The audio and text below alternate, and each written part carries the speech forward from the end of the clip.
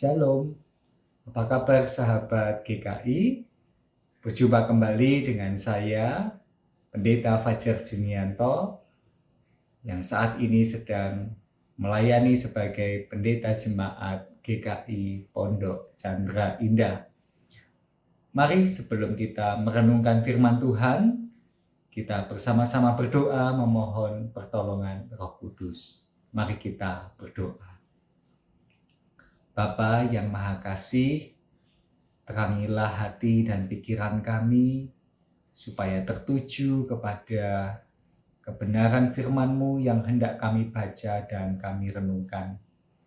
Tolonglah kami ya Roh Kudus, di tengah segala keterbatasan kami, mampukanlah setiap kami, supaya kami bukan hanya menjadi pendengar firman saja, tetapi juga menjadi pelaku-pelaku firman.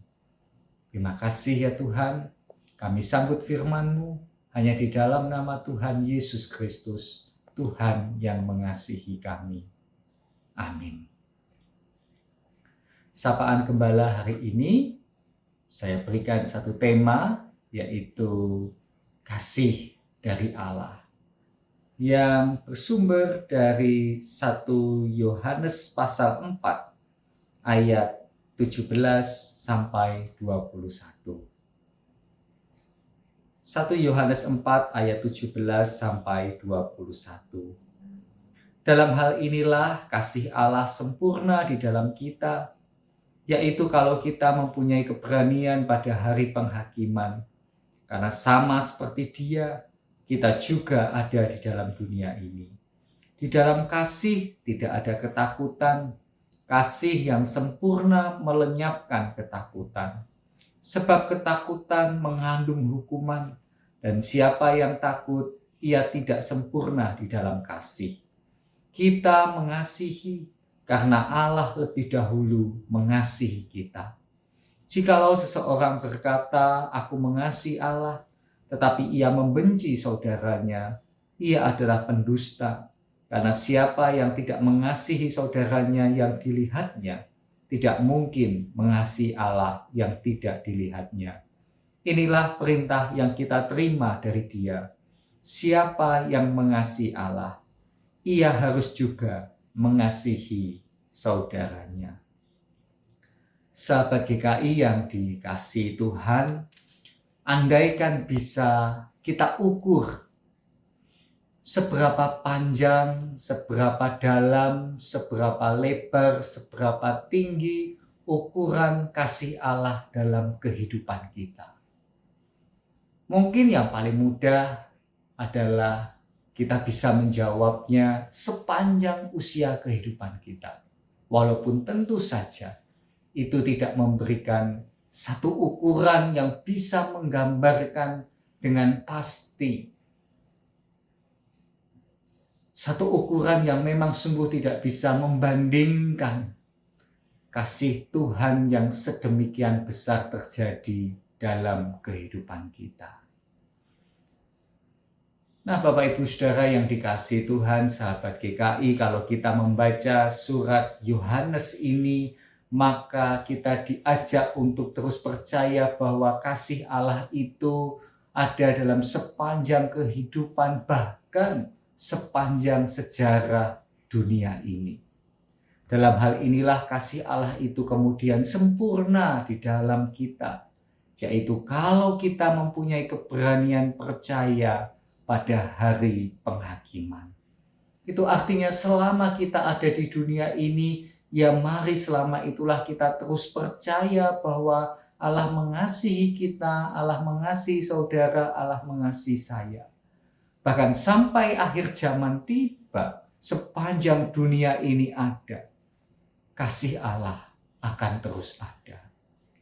Kasih Allah bukan sewaktu-waktu, namun kasih Allah memang setiap waktu. Kasih Allah itu bukan sesaat, tetapi kasih Allah memang setiap saat. Kalau Allah sedemikian rupa mengasihi kita setiap waktu, setiap saat, maka pertanyaannya, apakah setiap waktu dan setiap saat yang kita punya sudah kita pakai untuk mengasihinya? Karena itu, biarlah kasih Allah itu terus membebaskan kita dari ketakutan-ketakutan kita. Di dalam hari-hari, di dalam saat-saat, di dalam waktu-waktu kita yang seringkali dipenuhi dengan kekhawatiran dan ketakutan, maka biarlah kasih Allah itu yang kemudian membebaskan kita, melenyapkan dari segala ketakutan-ketakutan kita. Memang dalam kadar tertentu kita ini butuh rasa takut. Tetapi ketakutan yang berlebihan justru bisa membuat manusia menjadi kehilangan pengharapan. Karena itulah kita harus percaya bahwa Allah lebih besar. Kasih-Nya lebih besar daripada ketakutan-ketakutan yang kita hadapi. Kenapa? Karena Allah lebih dulu mengasihi kita.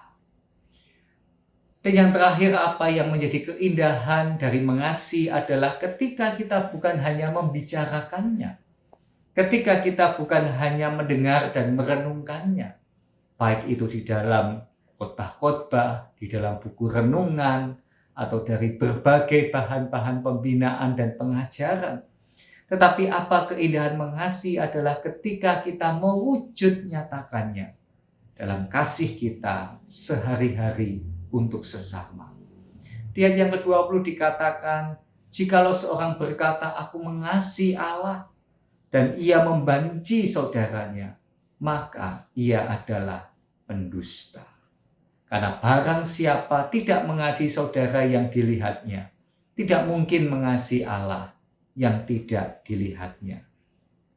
Sudah berapa banyak kali kita mendengar, membaca renungan, khotbah dan pengajaran soal kasih.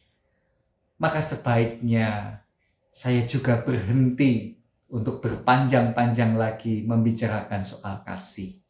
Karena sudah waktunya bagi kita untuk terus berjuang melakukan kasih. Kasih dari Allah. Kasih yang membebaskan kita dari segala ketakutan. Kasih yang mesti kita bagikan kepada sesama yang membutuhkan. Kiranya Tuhan menolong kita. Mari kita berdoa. Terima kasih ya Allah, untuk kasih-Mu yang sungguh tiada terukur dan tiada terhingga sepanjang kehidupan kami, yang membuat kami punya pengharapan, yang membebaskan kami dari segala ketakutan dan kekhawatiran. Karena kami percaya kasih-Mu jauh lebih besar dari semua hal yang terjadi di dalam kehidupan kami. Karena itu ajari kami Tuhan untuk terus mengalami dan menyelami kasih-Mu, sehingga Engkau memampukan kami, mengaruniai kami dengan tekad dan semangat untuk mengasihi sesama kami. Terima kasih ya Tuhan. Ini doa kami, ini kerinduan kami. Di dalam nama Tuhan Yesus Kristus, Tuhan yang lebih dulu mengasihi kami. Sampai di sini sapaan gembala hari ini. Kiranya Tuhan terus menolong setiap kita.